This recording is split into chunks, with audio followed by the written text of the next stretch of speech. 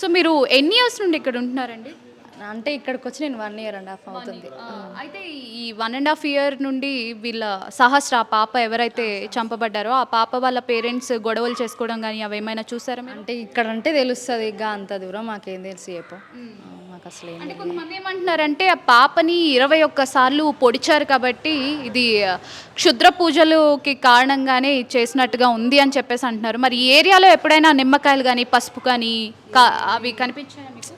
మేము ఉండేది ఇక్కడ, వాళ్ళు ఉండేది అక్కడ. మాకు అసలు అసలు ఆ పాప తెలియదు, ఆ ఫ్యామిలీనే మాకు అసలు టచ్చే లేదు. మాకు అసలు తెలియదు వాళ్ళ గురించి. ఇక్కడ అంటే చెప్పండి, పిల్లలు ఆడుకుంటూ ఉంటారు కదా. అమ్మ ఇక్కడికి రాదు అసలే. మా చుట్టుపక్కల పిల్లలు, ఆ పిల్లలు మేము వీళ్ళు ఆ పక్కల అంతే. ఇంకా ఆ పిల్ల అసలు రాదు, అసలు మాకు అసలు తెలియనే తెలియదు ఆ పాప. మరి ఇలాంటి ఇన్సిడెంట్స్ ఇక్కడైనా జరిగింది, మరి ప్రీవియస్గా ఏమైనా జరిగాయి ఇలాంటివి? ఇంతవరకు ఏడ లేదు.